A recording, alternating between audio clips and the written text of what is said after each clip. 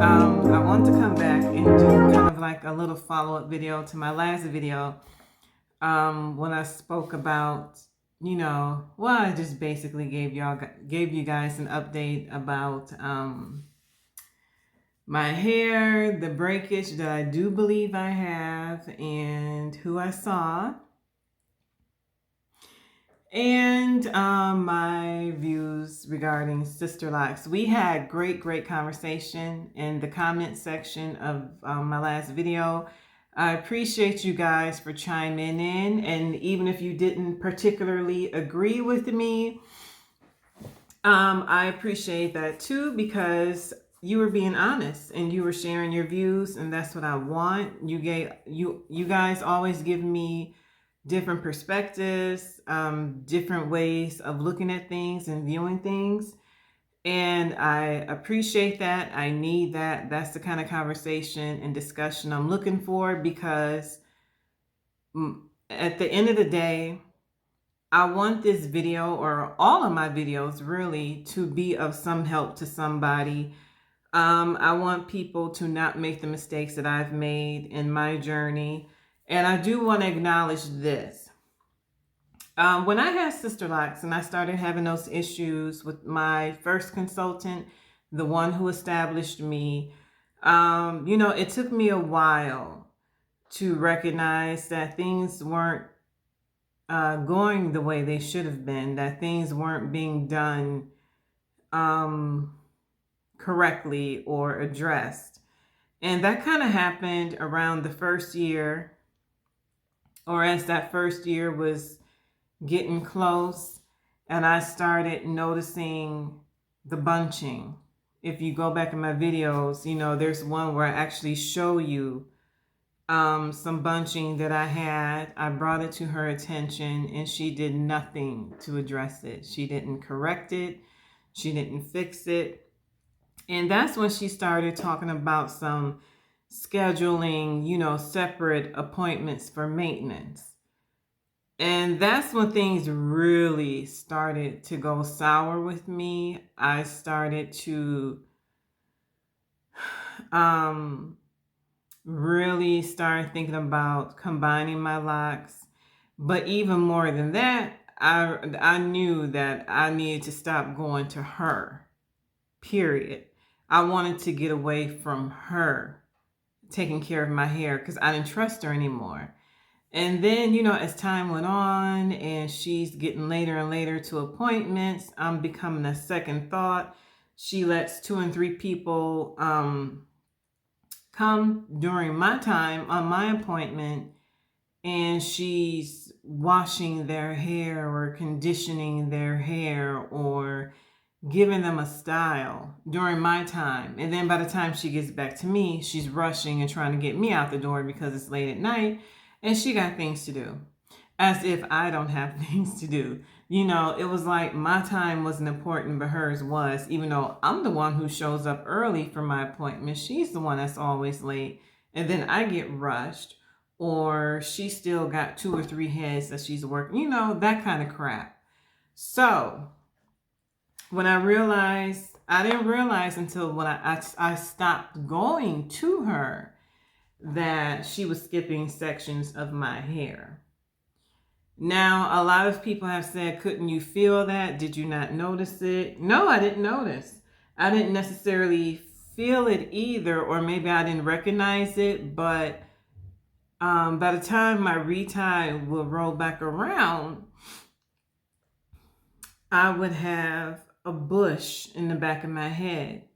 Like the new growth would be severe. So when I think about that now, when I think back on it, what I think was happening was she wasn't doing, either she indeed was skipping those sections, or she only was doing 1 or 2 rotations at the most, when she should have done 4. There was enough new growth for her to do more, especially since my hair grows faster in the back than it does anyplace else. She could have done the 4 rotations, but she only did 1 or 2. because she was rushing and she wanted to hurry up and get done with my hair so she can get out the door and do what she wanted to do. Though that's the only logical thing I can think of for her, for my hair to have so much new growth. I mean, my hair grows fast in the back, but it doesn't grow that fast. So there's that. But again, this didn't come to light until after I stopped seeing her. I had my other issues with her, business-wise and quality-wise. I brought them up to her, but to me, it wasn't enough to report to Sisterlocks. By the time I left her and started going to the second person and she pointed these things out to me, my first thought was not to report her to Sisterlocks, because at that point I didn't care. Because here's the thing about me. Once I'm done with you, I'm done with you. I want no parts of you anymore. I don't want to see you ever again in life. And that's how I felt about her. Like, I don't care about this woman no more. I never want to see her again in my life. I have no intentions of ever seeing her again in life. And she can, continue with your business, girl. But if anybody ever asks me or, asks for a recommendation of who to go to, who did my hair, I will not recommend you. I will tell people to stay away from you. And that's pretty much what I've been doing since, I tell people, well, I can tell you who to go to. If you ever come across this person or this name, stay clear. Don't go to that person. That's what I do. So I was called out for not reporting her to Sisterlocks. And in hindsight, maybe I should have. I could, but again, that was not my thought process. My thought process was, I'm getting away from this chick and I never want to see her again. And I never will see her again, hopefully, ever in life. And I will never deal with her again. But I should have been thinking more of protecting other people, keeping other people away. You know what I mean? Like, because that is a huge public service announcement, but again, as I explained in my YouTube comments, one of the main reasons why I did not and would not have reported her is because a lot of my friends, people I know personally, were still going to her. And I didn't want to make things weird or murky for them, because I was having this different experience. And, these people have been going to her much longer than I have. So that was one of the reasons. I didn't want to make things weird. I didn't want to mess up their relationship with going to her, because, our city does not have a lot of certified locticians. There's not a lot to choose from. I mean, literally, there's only a handful to choose from, if that.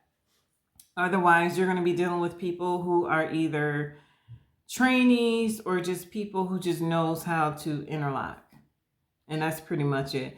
You'll be dealing with people who just know how to do the 4-point rotation and maybe not necessarily keep the Sisterlocks grid. Or you might get people who used to be on the certified list on the website, but they have not paid the money to keep their names on the website. So it's tough out here for those of us who live in small cities, or who live in cities or towns where there aren't a lot of Sisterlocks consultants to choose from, certified consultants. There's those of us who have to travel to other cities, to other states to just get our hair done. I'm not willing to do that right now. I'm not willing to travel. That's why I decided to just do my own reties and call the day. So that was great conversation, y'all. Keep the conversation going. Keep calling me out if you need to call me out. And we can discuss that too, because, hey, I'm a talker. We can talk. We can whatever. It's not so much me trying to be right, but I just want you guys to understand where I'm coming from. So sometimes I do type these long paragraphs because I'm trying to explain myself and give you some background, give you some context. on where I'm coming from and why I chose to do whatever it is that I chose to do or didn't do. So yes, in hindsight, I should have reported her. Um, yeah, I definitely should have reported her. But the thing is, you gotta have proof. I had no proof. I believe the person I went to, she did take pictures of my hair, of the section that was neglected, that that had a ton of new growth. She deleted those pictures. She no longer has the picture, so that's kind of where I stand. Like, and plus, it's been about a year or so since I've been to her, or it's coming up on a year. So it's like, I don't. It's like, why bring it up at this point? Because I don't want anything from her. I mean, yeah, I could ask for a refund but it's like, and I guess it could be about the principal at this point too. But honestly, deep down, I don't want nothing from this woman. I want nothing from her. Outside of calling her out, just putting her on blast, sure. Put her on, but you got to remember, with people like her, she's a hustler, she's a schemer, she's a scammer, and she's going to keep doing what she's doing. She's a brand ambassador, S class, R class, whatever that even means, y'all. But something deep in my gut tells me that any type of reporting on her will do nothing. Only because her and her aunt have been doing this for such a long time. It seems they're in good with Sisterlocks, with Dr. Cornwell, and it just doesn't strike me that anything will come of it. And I know I shouldn't have that assumption or feeling.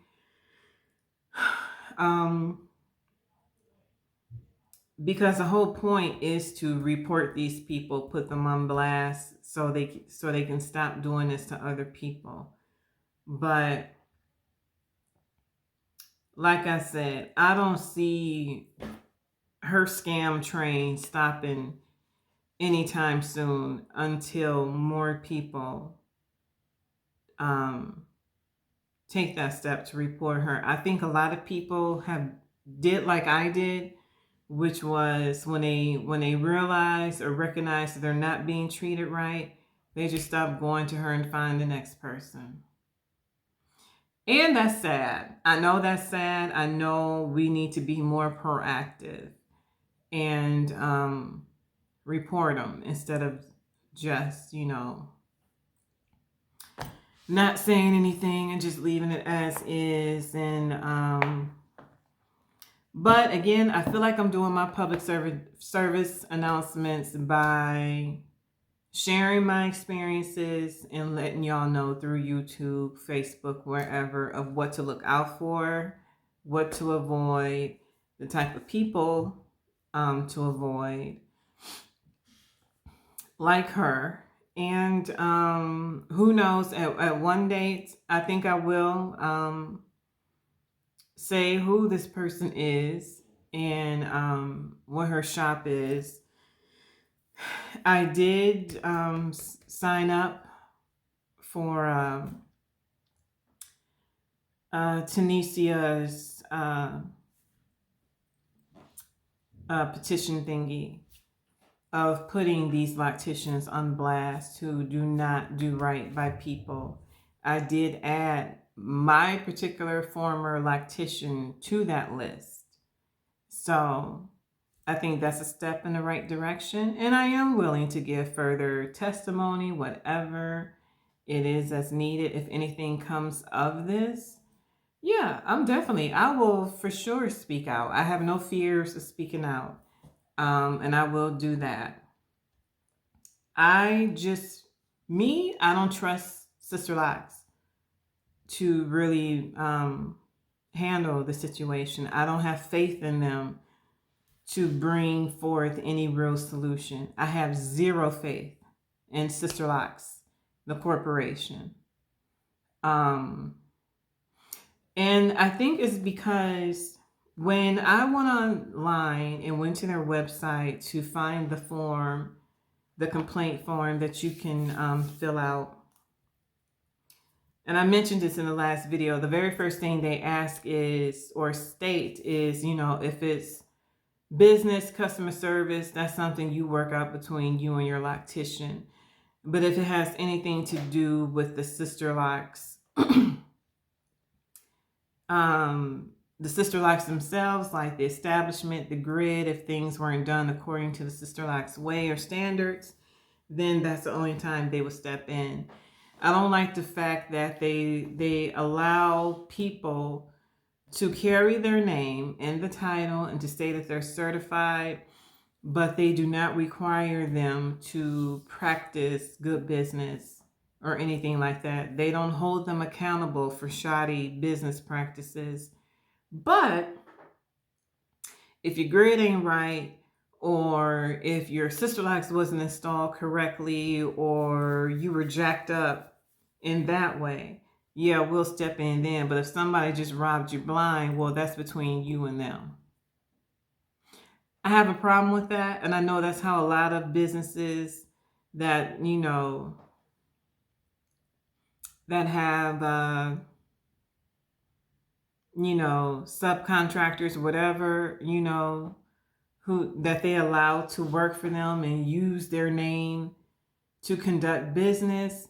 They allow, like, hey, yeah, you can use our name, but whatever business y'all do between each other, that's between y'all. I just have a problem with that. I truly do not feel that is right, because if I was a corporation and I had these people underneath me who were using my name and practicing shoddy business deals, I would have a problem with that. I would not want these people using my name and sullying my name in that way. But I guess maybe that's just me. You know what I mean? Like, I have a problem with them, basically, hey, give me all this money so I could train you how to do these Sisterlocks. And then you take this training, you take this little certificate, and you go and you be your own business. You be an entrepreneur. And you run your business as you see fit, but adhere to our rules and standards as far as installing these locks. But you can go ahead and be a shoddy business owner. You can scam people out of their money if you want to. That's between you and them. That doesn't even sound right saying it. Anywho.